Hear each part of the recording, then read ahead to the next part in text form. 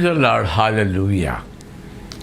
వెంకటాయపాలెం యేసు ప్రభు ప్రార్థనా మందిరం యొక్క చర్చి సభ్యులు, సంఘస్థులు దేవునికి ఆశీర్వాదంతో క్షేమంగా నిరంతరం ఉండాలని దేవుని ప్రార్థిస్తూ కొద్ది నిమిషాలు దేవుని యొక్క వాక్యాన్ని మనం ధ్యానం చేసుకోవడానికి ఈ తరుణాన్ని సద్వినియోగం చేసుకుందాం.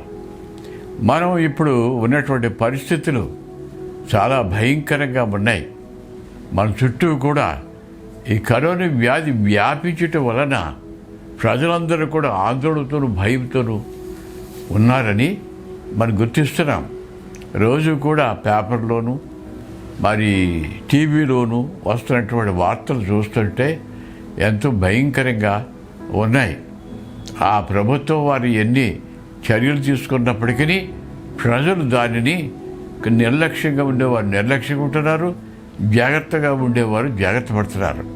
ఇక్కడ పదే చెప్పేది ఏమిటంటే ప్రతి వారు కూడా వ్యర్థంగా బయటికి వెళ్ళొద్దు, ఇంట్లోనే సాధ్యమంతకి గడపండి.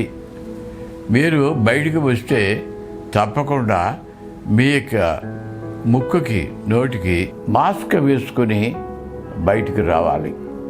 అది కాకుండా శుభ్రం చేసుకోవడానికి శానిటైజర్ మీకు ఉండాలి, దూరం పాటించాలి.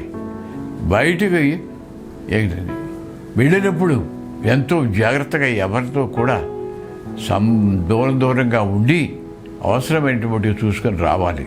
ప్రభుత్వం వారు లాక్డౌన్ చేసుకున్నటువంటి సమయాన్ని పాటించి మనం చేసుకోవాలి.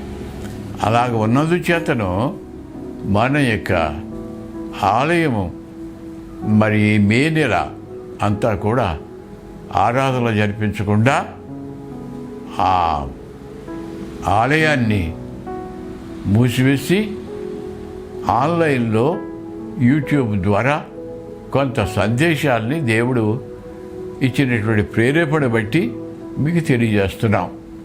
అంచేతనం మనం ఇప్పుడున్నటువంటి పరిస్థితులు చూస్తుంటే చాలా ఆందోళనకరంగా, చాలా భయంగా ఉంటున్నది. ఎందుకంటే చాలామందికి పాజిటివ్ అనేటువంటి ఆ పరీక్షలో ఉన్నటువంటి వారు మన సంఘాల్లోనే ఆయా గ్రామాలలో ఉన్నారు. దేవుని యొక్క మహాకృపను బట్టి ఈ పాజిటివ్ యొక్క బాధలో ఉండి బయటపడి దేవుని కృప వల్ల క్షేమంగా ఉన్నది. దేవునికి ఎంతో వందనాలు చెల్లిస్తున్నాం. ఎవరు కూడా సీరియస్ అయిన పరిస్థితులకు వెళ్ళలేదు.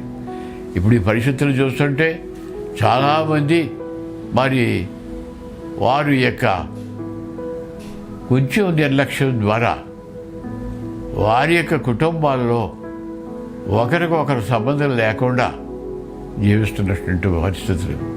తల్లిదండ్రులకు వస్తే బిడ్డల దగ్గరికి రావడానికి వీల్లేదు, భార్యకు వస్తే భర్త దగ్గర రావడానికి వీల్లేదు, తల్లిదండ్రులకి వస్తే బిడ్డలు దూరం కూడా వస్తుంది కానీ దగ్గర రావడానికి వీల్లేదు. హాస్పిటల్లో పెడితే కోట్లు లక్షలు ఖర్చు పెట్టినప్పటికీ అక్కడ వైద్యం పొందినప్పటికీ ఆక్సిజన్ ప్రాణవాయువు యొక్క సిలిండర్స్ దొరక్క ప్రాణాలు ఎగిరిపోతూ ఉన్నాయి. మరలా తిరిగి ఆ మొఖాలు చూసుకోవడానికి కుటుంబం వారికి అవకాశం దొరకటం లేదు. వారిని అక్కడి హాస్పిటల్ నుంచే ఆ సమాధుల యొక్క పరిస్థితుల్లోకి వెళ్ళిపోతున్నారు. అలాంటి పరిస్థితుల్లో మనము జీవిస్తూ ఉన్నాం. అందుచేత మరోసారి దేవుని యొక్క కృపకు మన పాత్రలు ఉండలోగన మనం దేవుని యొక్క ప్రార్థన ఎదురు విశ్వాసవంతులు నిలిచి ఉండాలని ప్రభు యొక్క పేరట మిమ్మలను కోరుతున్నాను, ప్రార్థన చేస్తున్నాను. ప్రేమాస్వరూపుడను పరమదాసుడైన మా పరలోకపు తండ్రి, నీ పరిశుద్ధ నామమునికి మేలదు వందనం నాయన. మా చుట్టూ ప్రమాదకరమైన పరిస్థితులు చుట్టుకుని ఉన్నవి. అనేక మంది ప్రభా ఈ పాజిటివ్ అనేటువంటి ఈ పరీక్షలో ఎంతో ఆందోళనతో జీవిస్తున్నారు కనుక ప్రభా ఇంతవరకు కూడా మా ఏళ్ల కృప చూపించి కాపాడికి వందనములు. కొద్ది నిమిషాల ప్రభావం నీకు వాక్యమును ధ్యానిస్తుండగా నీ బిడ్డలకు కావలసినటువంటి ధైర్యమును శక్తిని ఆశీర్వాదం కలుగు చేయమని ప్రభుని యేసు నామమున ప్రార్థిస్తున్నాం తండ్రి, ఆమేన్. మరి ఇక దేవుని యొక్క వాక్యం కొన్ని వచనాలు చదువుతున్నాను. 116వ దావీదు కీర్తన కొన్ని వచనాలు చదువుతున్నాను. యెహోవా నా మనవి నా విన్నపములను ఆలకించి ఉన్నాడు, కాగా నేను ఆయన్ను ప్రేమించుచున్నాను. ఆయన నాకు చెవియొగ్గను, కావున నా జీవితకాలం అంతయు నేను ఆయనకు మొర్ర పెట్టుదును. మానబంధకములు నన్ను చుట్టుకుని ఉండెను, పాతాళపు వేదంలో నన్ను పట్టుకుని ఉండెను, శ్రమయు దుఃఖమును నాకు కలిగెను. అప్పుడు యెహోవా దయచేసి నా ప్రాణమును విడిపింపమని యెహోవా నామమును బట్టి నేను మొర్రపెట్టుతిని. యెహోవా దయాళుడు, నీతిమంతుడు, మన దేవుడు వాత్సల్యత గలవాడు. యెహోవా సాధువులను కాపాడువాడు. నేను కృంగి ఉండగా ఆయన నన్ను రక్షించెను. నా ప్రాణమా, యెహోవా నీకు క్షేమము విస్తరింపచేసి ఉన్నాడు, తిరిగి నీ విశ్రాంతిలో ప్రవేశింపము. ఇక్కడ దేవునికి వాక్యంలోని ఒక గొప్ప ఆదరణ గలటువంటి మాటను ఇక్కడ చదువుతున్నాను నేను. 6వ వచనం, నేను కృంగి ఉండగా ఆయనను రక్షించాను. దేవుని యొక్క సన్నిధానంలో అనేక పరిస్థితులు మన కుటుంబంలో మన బంధువుల మధ్యను జరుగుతున్న సంఘటనలు చూస్తున్నప్పుడు మనసు కృంగిపోతున్నది. కృంగిపోయి ఏ విధమైనటువంటి నిరీక్షణ లేనటువంటి పరిస్థితుల్లో బాధలతో ఉంటున్నాం. ఎందుచేత కృంగిపోతుంది? మనకు కలుగుతున్నటువంటి పరిస్థితులు, మన చుట్టూ ఉన్నటువంటి వాతావరణాన్ని మనం గమనించినట్లయితే ఈ మనసు ఎంత కృంగిపోయి ఉంటుంది. అలాంటి పరిస్థితుల్లో ఏమి చేయాలా, ఎలాగా? దేవుని యొక్క వాక్యంలో ఒక మాట చెప్పబడుతూ ఉన్నది. అది దేవుని యొక్క సన్నిధానంలో మనము గుర్తు చేసుకోవాల్సినటువంటి వాక్యం. యెహోవా కృంగిన వారిని లేవనెత్తువాడు. యెహోవా కృంగిన వారిని లేవనెత్తువాడని దేవుని వాక్యం సామెతల్లో చెప్పబడుతూ ఉంది. కృంగిపోతున్నాం, ఎందుకంటే పరిస్థితులు విషమిస్తున్నాయి, భయంకరంగా ఉంటున్నాయి, అత్యంత కృంగిపోతున్నాయి. అయితే మనం కృంగిపోయిన పరిస్థితుల్లో లేవనెత్తే పరిస్థితి ఎవరు? దేవుడు ఆయన యొక్క కృపతో మనల్ని కాపాడుతూ ఉన్నాడు. నాకు 103వ దావీదు కీర్తన 8వ వచనంలో చెప్తాడు, యెహోవా దయాదాక్షిణ్య పూర్ణుడు, దీర్ఘశాంతుడు, కృప సమృద్ధి గలవాడు. మన దేవుడు కృపా సమృద్ధి గలవాడు. ఆయన కృంగిపోయిన వారిని లేవనెత్తువాడు అని దేవుని వాక్యం చెప్పబడుతుంది. మరి అలాంటి సమయంలో ఎక్కడ మనం ఆదరణ పొందుతాం? ఎక్కడ ఆయన చేత మనము నడిపించబడతాం? అదే దేవుని యొక్క వాక్యం అంటాడు. 32వ దావీదు కీర్తన 7వ వచనంలో ఒక మాట చెప్తా, నాకు దాగుచోటు నీవే,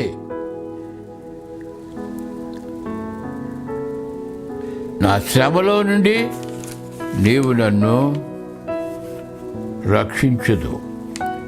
నాకు దాగుచోటు నీవే, శ్రమలో నుండి నీవు నన్ను రక్షించేవాడు. మనకు కలిగినటువంటి శోధనల యందును, బాధల యందును మనం ఆశ్రయించవలసింది ఎవరిని? ఎవరి దగ్గరికి వెళ్తాం? మన ఎక్కడ, ఏ స్థలంలో మనం ఆదరించబడతాం? ఎందుకంటే మన దేవుడు దయాదాక్షిణ్యపురుడు గనక ఆయనకు చాటునే మన శ్రమల కాలంలో మనం ఆశ్రయమును పొందవలసి ఉన్నది. మరి ఇక్కడ మనం ఆలయంలోనే ఒక పాట పాడుతున్నారు. ఆ పాట యొక్క భావాన్ని ఈ సమయంలో మనం గుర్తించాలి. ఆ చిన్న పాట, చిన్న మాటలతో చెప్పబడినటువంటి పాటను ఈ సమయంలో నేను చదువుతున్నాను. ఇక్కడ ఏమంటే, ఎవరూ లేక ఒంటరినై అందరికీ నే దూరమై అనాథగా నిలిచాను, నీవు రావా యేసయ్యా, నీవు రావా యేసయ్యా. ఇక్కడ ఒక వ్యక్తి అందరూ విడిచిపెట్టేశారు, కుటుంబం విడిచిపెట్టేసింది, తల్లిదండ్రులు విడిచిపెట్టేశారు, స్నేహితులు విడిచిపెట్టేశారు, నమ్ముకున్న వాళ్ళందరూ విడిచిపెట్టారు. నేను ఒంటరిని అయిపోయాను, నేను భయంతోనూ ఆందోళనతో ఉన్నాను. ఇలాంటి పరిస్థితుల్లో నన్ను కాపాడడానికి ఆశ్రయదుర్గమైనటువంటి ప్రభువా, నా దేవా, నువ్వు రావా యేసయ్యా అని కన్నీటితో మనవి చేసుకుంటూ దేవుని మీద ఉన్నటువంటి నిరీక్షణతో ప్రభువు నువ్వు రావా యేసయ్యా, నువ్వు రావా యేసయ్యా అని అడుగుతారు. యేసయ్య వస్తాడా రాడా? ఆయన మా పరలోకపు తండ్రి. ఆయన బిడ్డల ఆందోళనతోనూ భయంతోనూ ఉన్నట్లయితే ఆ ఆశ్రయించినటువంటి ఆ ప్రార్థనను, ఆ వేడుకను దేవుని యొక్క సన్నిధానములో ప్రభువుని అడిగినప్పుడు ఆయన తప్పకుండా వస్తాడు కానీ విడిచిపెట్టడం. అది ఎలాగ ఉంటుందంటే, ఒక బిడ్డ ఒంటరైపోయి చీకటి కమ్ముకుని ఎవ్వరి దగ్గర లేకపోతే భయంతో ఆందోళనతో తల్లికి కబురు చేసి, అమ్మా నేను ఒంటరిగా ఉన్నాను, భయం వేసేస్తుంది నాకు, నువ్వు రామ్మా అని చెబితే ఏ తల్లి అయినా ఒకవేళ నిర్లక్ష్యం చేయొచ్చు, కానీ మన ప్రభువు ఆయన బిడ్డల్ని నిర్లక్ష్యం చేయడు. అందుకనే మనం చక్కగా ఒక పాట పాడుతున్నాం. ఏంటంటే, అందరూ నన్ను విడిచినా నీవు నన్ను విడువనంటివే, అందరూ నన్ను విడిచినా నీవు నన్ను విడువనంటివే, నా తల్లియో నీవే, నా తండ్రియో నీవే, నా తల్లి తండ్రి నీవే యేసయ్యా, నా తల్లియో నీవే, నా తండ్రియో నీవే, నా తల్లి తండ్రి నీవే యేసయ్యా, అందరూ నన్ను విడిచినా నీవు నన్ను విడువనంటివే. నా తల్లి నా తండ్రి అందరూ విడిచిపెట్టినా కానీ నా ఎప్పుడు విడిచిపెట్టకూడదా నన్ను ఆదరించే నా తల్లి తండ్రి నీవే ప్రభువా అని పాడుతున్నారు. ఎందుకంటే మన ప్రభు ఆయన శాశ్వతమైనటువంటి ప్రేమ కలిగిన వాడు. ఆయన ప్రేమించిన బిడ్డలను ఆయన ఎంత మాత్రం కూడా విడిచేవాడు కాదు.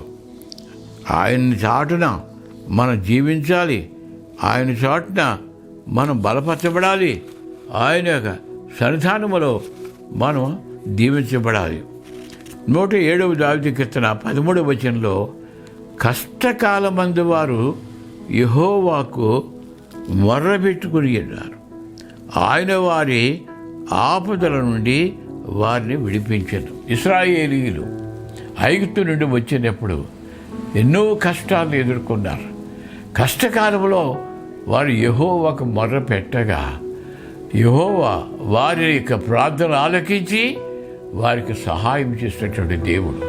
మన దేవుడు మనకు సహాయం చేయడానికి ఆయన చేతులు కురచేయటం కాదు, మన ప్రార్థన ఆలకించడానికి ఆయన చెవులు మందమైనవి కాదు. ఆయన యొక్క దయాదాక్షిణ్య పూర్ణుడు, దీర్ఘశాంతుడు. ఇక్కడ అంటాడు 42వ దావీదు కీర్తనలో ఒక గొప్ప మాట చెప్తాడు ఆయన. అక్కడ ఏంటంటే, దుప్పి నీటి వాగుల కొరకు ఆశపడినట్లు దేవా నీ కొరకు నా ప్రాణం ఆశపడుచున్నది, నా ప్రాణము దేవుని కొరకు సృష్టిగొనుచున్నది, జీవముగల దేవుని కొరకు సృష్టిగొనుచున్నది. మన దేవుడు జీవముగలటువంటి దేవుడు, ఆ దేవుని కొరకు సృష్టిగొనుచున్నదని ఇక్కడ ఈ వాక్యంలో మొదటి 2 వాక్యాల్లో చెబుతున్నటువంటి ఆ భక్తుడు 5వ వచనం దగ్గరికి వచ్చినప్పటికీ మరొక మాట చెప్తాడు. నా ప్రాణమా నీ వేళ కృంగి ఉన్నావు, నాలో నీ వేళ తొందరపడుచున్నావు, దేవుని యందు నిరీక్షణ ఉంచుము, ఆయనే నాకు రక్షణకర్తనియు నా దేవుడనియు చెప్పుకొనుచు నేను ఇంకను ఆయన స్తుతించేదను. ఇక్కడ 5వ వచనం దగ్గరికి వచ్చినప్పటికీ తాను కలిగినటువంటి కృంగిన హృదయంలో ఉన్నప్పుడు తన యొక్క అంతరాత్మను ప్రశ్నించుకుంటున్నాడు ఆయన. నా ప్రాణమా నీ వేళ కృంగి ఉన్నావు, ఇది నీ నిరీక్ష ఏమైపోయింది? నీవేమైపోయింది? ఎలా నీవు తొందరపడుతున్నావు? నా దేవుడు నన్ను విడిచిపెట్టేశాడని, దేవుడు నాకు దూరం అయిపోయాడని నీవెందుకు ఆందోళన చెందుతున్నావు? దేవుని యందు నిరీక్షణ ఇచ్చగలరు. దేవుని యందు ఆయన బిడ్డలు నిరీక్షణ ఇచ్చాలి. నిరీక్షణ చాలా ప్రాముఖ్యమైనటువంటిది. నిరీక్షణ అటువంటిది మన జీవితంలో తప్పకుండా ఉండాలి. నిరీక్షణ ధైర్యమును, నిరీక్షణ గొప్ప విశ్వాసమును కలిగిస్తుందని ఈ సమయం మందు మనం గుర్తు చేసుకోవాల్సి ఉంది. ఇక్కడ దేవుని యొక్క వాక్యంలో దానియేలు గ్రంథం చాలా అద్భుతమైనటువంటి గ్రంథం. ఆ గ్రంథంలో రాబోతున్న డూమ్స్ డే అంటే సమస్త ఆకాశ భూమి అన్నీ కూడా నాశనం అయిపోయి ఆ దినముల గురించి ప్రవచనాలు ఉంటాయి. కొంతమంది పండితులు తారీఖులు చెప్తున్నారు, కొంతమంది పండితులు దీన్ని మరి ఉపేక్షిస్తున్నారు. అయితే ప్రభు చెప్పేది ఏంటంటే ఆయన ఎప్పుడు వస్తాడో ఎవరికి కూడా తెలియదు, ఆయనకు కూడా తెలియదు అన్నాడు. కానీ అక్కడ అంటే మీరు తొందరపడద్దు అన్నాడు. మనం మన హృదయాలని కృంగిపోనివ్వకూడదు. మన హృదయాలను భయం చేత, ఆందోళన చేత కూడా నిరీక్షించాలి. దానియేలు ఇక జీవితం చూసినట్లయితే దానియేలు రాజకుటుంబాన్ని చర్చి బబులోను దేశం చెర తీసుకుపోయినటువంటి యవనస్తుడు. ఆ దానియేలు గురించి రాయబడుతున్నటువంటి 2 మాటలు మనం ఈ సమయంలో చూద్దాం. దానియేలు గ్రంథం 6వ అధ్యాయం 1-2 వచనాలు చదువుతున్నాను నేను. తన రాజ్యమంతటి అయిన అధిపతులుగా ఉండుటకు 120 మంది అధిపతులను నియమించుటకు దర్యావేషుకు ఇష్టమైన వారిపైన 3 ప్రధానులుగా నియమించెను.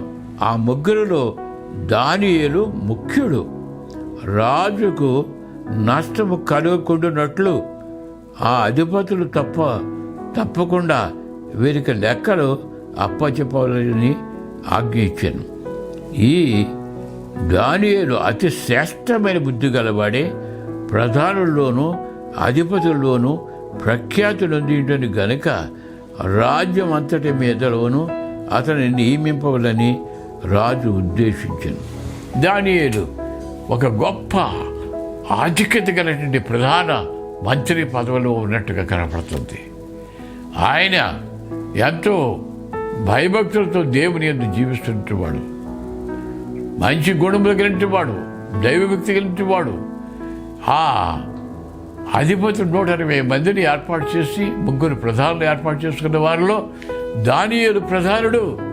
దానియేలు యొక్క లెక్కలకి దానియేలుకి అప్పచెప్పని వాళ్ళు. అది చూసినప్పుడు ఆ దేశంలోని ఈ ధనాగారాన్ని కొల్లగొడుతున్నటువంటి అధిపతులు, నాయకులు, మంత్రులు ఈ అందరూ కూడా దానియేలు చూసినప్పుడు భయపడుతుండేవారు. ఎందుకంటే దానియేలు ఏ విషయంలో కూడా, ప్రవర్తనలో కానీ, మాటలో కానీ, ఏ క్రియలో కానీ ఏ విధమైన రాజుకు నష్టం కలగకుండా జాగ్రత్తగా నడిపించుకుంటూ వస్తున్నాడు. అందుచేత దానియేలు మీద వాళ్ళ కక్ష కట్టుకున్నారు. దానియేలుని ఎలాగైనా లేకుండా చేసి నాశనం చేసేరా అని కక్ష కట్టి దానియేలు ఏ తప్పులు దొరుకుతాయా అని వెతికారు.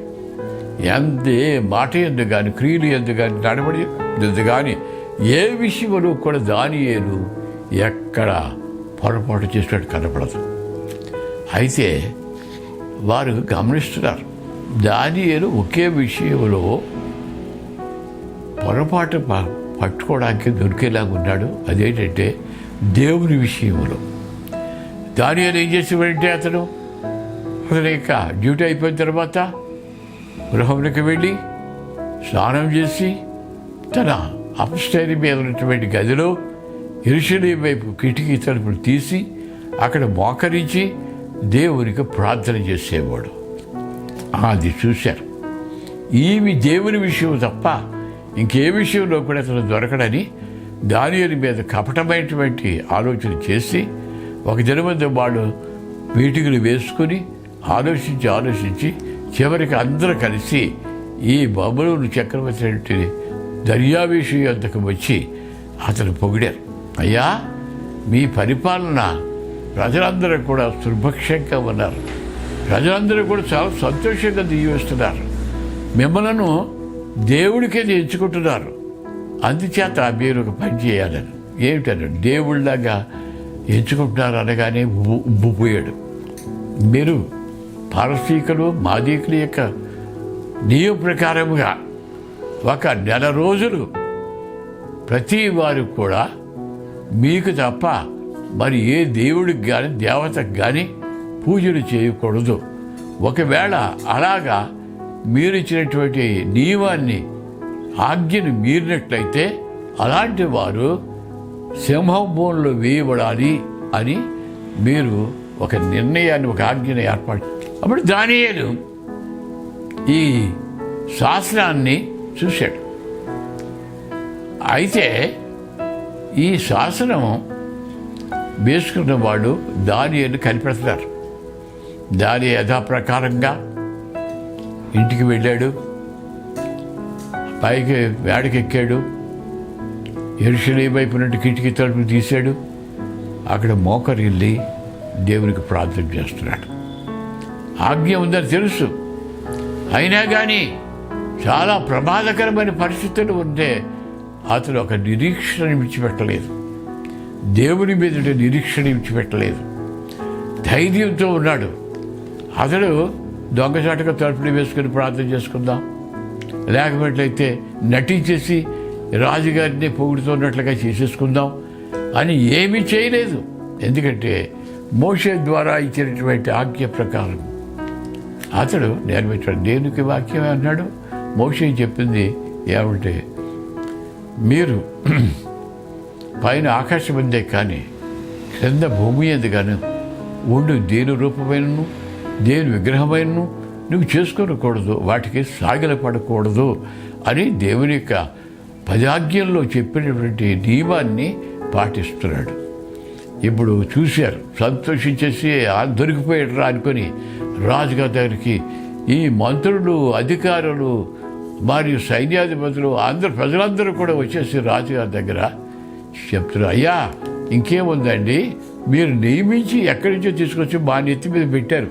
ఆ దానియేలు మీ మాటను ధిక్కరించేశాడు. ఆ దానియేలు ఆ దేవునికి తప్ప మీకు దేవుని ప్రార్థన చేయట్లేదు అని చెప్పగానే అప్పుడు దర్యావేషుకు కొంచెం తట్టింది. ఓహో, ఇదంతా కూడా దానియేలు మీద వీడు కక్ష కట్టి చేస్తా దానియేలుకు ఆరోపించాడు. ఆరోపించినా దానియేలు ఈ నియమప్రాణంగా వచ్చాడు. దానియేలు ఎలాగైనా విడిపించాలని అతడు నీతిపరుడు, భయభక్తులు కలిగిన వాడు, యథార్థవంతుడు. ఇతనికి ఇటువంటి శిక్ష తగింది కాదు, తప్పించడానికి ప్రయత్నాలు చేశాడు. రాత్రంతా ప్రయత్నం చేశాడు, కానీ వాడు ఒప్పలేదు. అలా సరే అని చెప్పి అప్పచెప్పించేశాడు. కనుక దానియేలును వాళ్ళ ఆనందంతో కేకలు వేసుకుంటూ డాన్సులు చేసుకుంటూ సింహం బోలు దగ్గరికి తీసుకుని వెళ్ళి ఆ పైన మోతేసి చూసేశారు. దానియేలు ఎవరిని బతిమాలలేదు. రాజుగారికి నేను నిర్దేశించి నా మీద ఇటువంటి నిందలు వేస్తారని బతిమాలడం కానీ, ఎవరిని ఇక్కడ ప్రాధేయపడడం కానీ, నటించడం కానీ ఏమి చేయకుండా నిరీక్షణతో దేవుని మీద నమ్మకత్వంతో ఉన్నాడు. అలాగా తోయగానే కాండ్రమంది కానీ మళ్ళీ ఏం శబ్దం లేదు. రాత్రి అంతా కూడా రాజు దర్యావేషు నిద్ర లేదు, అశాంతితో ఉన్నాడు. దేవుడు అతనికి తోడై ఉంటాడా ఉండడా అని చెప్పి ఆందోళనతో ఉండి ఏకవిజామున లేచి ఈ సింహం బోనటువంటి దగ్గరికి వచ్చినప్పుడు మంత్రులు వీళ్ళందరూ కూడా వచ్చారు. అప్పుడు ఇది సజీవమైన దేవుణ్ణి సేవిస్తాడు దానియేలు, నీవు క్షేమంగా ఉన్నావా అని అడిగాడు. అప్పుడు దానియేలు జవాబు చెప్తాడు, రాజు చిరంజీవిగాక నేను సేవిస్తున్న దేవుడు ఆయన దూతను పంపించి ఈ సింహంలో నోరు మూయించి వేసినాడు, నేను క్షేమంగా ఉన్నాడు. వెంటనే దానియేలు బయటకు తీసి ఎవరైతే ఈ కుట్ర పన్ని దానియేలుని చంపేన ప్రయత్నం చేశారు వారిని, వారి కుటుంబాలు, వారి బిడ్డలు కూడా సింహంలో వేశారు. వాళ్ళు నాశనం అయిపోయారు. ఎప్పుడైతే దేవుని యందు పూర్ణ విశ్వాసముతో నిరీక్షణతో నిలిచి ఉన్నాడు, ధైర్యంతో, దేవుడు విడిచిపెట్టలేదు, ఆయన కాపాడాడు. దేవుడి యొక్క గొప్ప వాగ్దానం మనం గుర్తు చేసుకోవాలి. యెషయా గ్రంథంలోని ఒక గొప్ప వాగ్దానాన్ని దేవుడు ఆయన బిడ్డలైన మనకి అనుగ్రహిస్తున్నాడు. ఆయన ఎక్కడ యెషయా గ్రంథంలోని 54వ అధ్యాయం 10వ వచనము చాలా గొప్ప వచనాన్ని దేవుడు మనకిస్తున్నాడు. ఆయన పర్వతములు తొలగిపోయినను, మెట్టలు తత్తరిల్లినను, నా కృప నిన్ను విడిచిపోదు. ఇది చూస్తుంటే ఎంత గొప్పదో. పర్వతములు తొలగిపోయినాను. పర్వతాలు ఎప్పుడు తొలగిపోతాయి? భూకంపం వచ్చినప్పుడు తొలగిపోతాయి.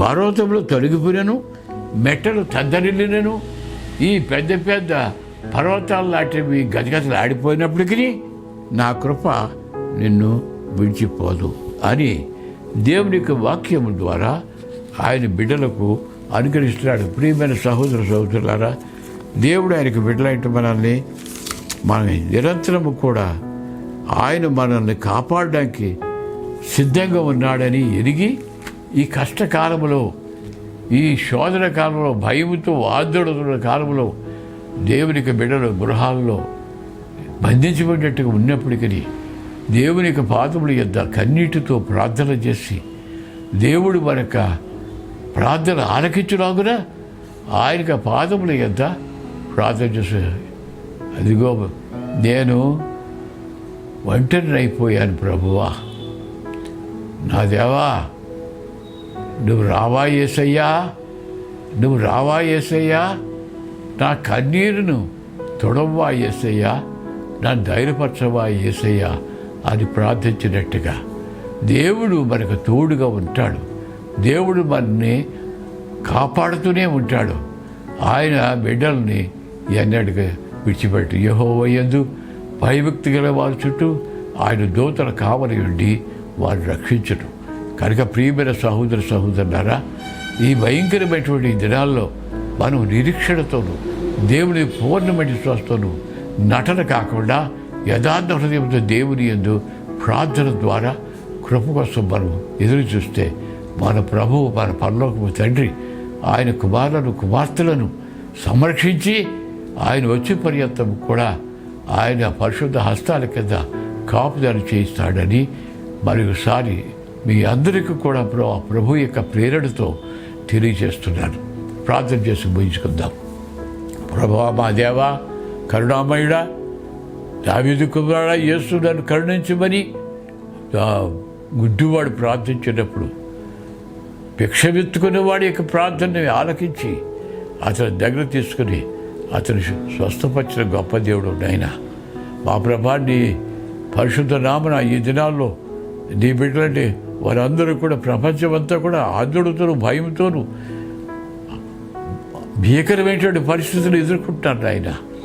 మా తండ్రి, ఈ కరోనా వ్యాధి వచ్చి మా ప్రభా ఈ ఆక్సిజన్ సిలిండర్ దొరక పిట్టలకు రాలిపోతున్నట్టుగా చనిపోతున్నట్టు ఈ దినాల్లో తండ్రి, ఒకరికొకరు సంబంధం లేకుండా, ఒకరొకరి దగ్గరికి వెళ్ళకోకుండా, చనిపోయిన వారి ముఖాలు చూడకుండా ఆ సమాధుల దగ్గరికి ఆ శవాన్ని తీసుకెళ్ళిపోతున్నటువంటి ఈ రోజుల్లో మేము ఉండినప్పటికీ ప్రభా, నీవు మమ్మల్ని కరుణిస్తావు కనుక నీ కృపలతో కాపాడి ప్రతి విశ్వాసం కూడా దీవించమని ఈ సమయం మందు సంఘమంతటిని నా యొక్క స్వరం విన్న ప్రతి వారికి ఆ కరుణగల దేవుడు ఆయన రెక్కల చాటున కాపాడి సంరక్షించి ఆయన కృప విడిచిపెట్టకుండా మనల్ని దీవించి ఆశీర్వించాలని ప్రభు పేరటనే కోరి ప్రభు యొక్క పాదముల యొద్ద విజ్ఞాపన చేసుకుంటూ యేసు ప్రభు నామమున విజ్ఞాపన చేస్తున్నాం తండ్రి.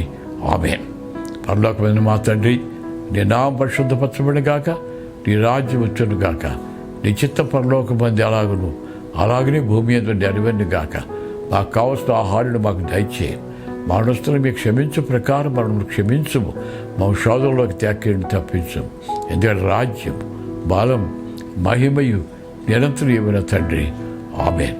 తండ్రి అయిన దేవుని యొక్క ప్రేమయు, ప్రభువైన యేసుక్రీస్తు కృపయు, పరిశుద్ధాత్మ దేవుని నిండైన ఆశీర్వాదమును తోడును ఆయన బిడ్డలందరికీ సదాకాలం అనుగ్రహించును గాక. ఆమేన్.